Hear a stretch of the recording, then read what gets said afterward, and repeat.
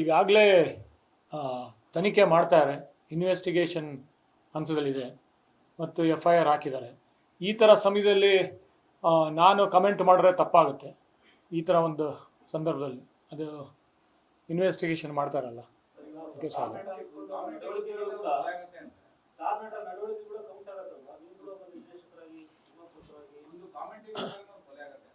ಅಲ್ಲ, ಅದೇ ನನಗೆಲ್ಲದಕ್ಕಿಂತ ನಾನು ನೋಡ್ತಾ ಇರೋದು ನನ್ನ ಮಾಧ್ಯಮ ಮಿತ್ರರೇ ಅದನ್ನು ರಿಪೋರ್ಟ್ ಮಾಡಿದ್ದಾರೆ, ವರದಿ ಮಾಡಿದ್ದಾರೆ, ಈಗಾಗಲೇ ಎಲ್ಲ ಹೇಳಿದ್ದಾರೆ ಏನೇನು ನಡೀತಾ ಇದೆ.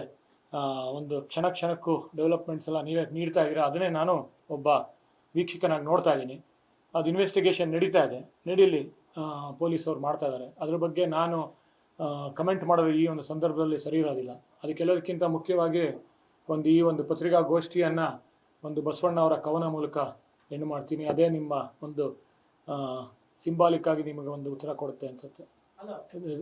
ಜಗತ್ತಿನ ಡೊಂಕು ನೀವೇಕೆ ತಿದ್ದುವಿರಿ, ನಿಮ್ಮ ನಿಮ್ಮ ನಿಮ್ಮ ನಿಮ್ಮ ನಿಮ್ಮ ನಿಮ್ಮ ನಿಮ್ಮ ತನು ನಿಮ್ಮ ನಿಮ್ಮ ತನುವ ಸಂತೈಸಿಕೊಳ್ಳಿ, ನಿಮ್ಮ ಮನವ ಸಂತೈಸಿಕೊಳ್ಳಿ.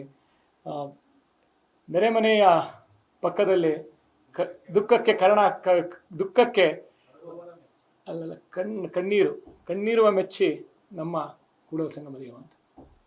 ಕುವೆಂಪು ಅವರ ನಾಡಲ್ಲಿದ್ದೀವಿ, ಲಂಕೇಶ್ವರ ಒಂದು ಸ್ಥಳದಲ್ಲಿದ್ದೀವಿ. ಈ ಥರ ಸಂದರ್ಭದಲ್ಲಿ ಇಬ್ಬರು ಯುವ ಪ್ರತಿಭೆಗಳು ಕವನಗಳನ್ನ ಓದ್ತಾ ಇದ್ದಾರೆ. ನಾವೊಂದು ಬಸವಣ್ಣವ್ರ ವಚನ ಪ್ರಯತ್ನ ಮಾಡ್ತೀನಿ ಹೇಳೋದಕ್ಕೆ. ಈ ಥರ ಸಂದರ್ಭದಲ್ಲಿ ಯಾಕೆ ಗೌರಿ ಬಗ್ಗೆ ಮಾತಾಡೋಣ, ನಮ್ಮ ಅಕ್ಕ ಗೌರಿ ಬಗ್ಗೆ ಮಾತಾಡೋಣ, ಗೌರಿ ಸಿನಿಮಾ ಬಗ್ಗೆ ಮಾತಾಡೋಣ, ಲಂಕೇಶ್ ಬಗ್ಗೆ ಮಾತಾಡೋಣ, ಕುವೆಂಪು ಅವ್ರ ಬಗ್ಗೆ ಮಾತಾಡೋಣ.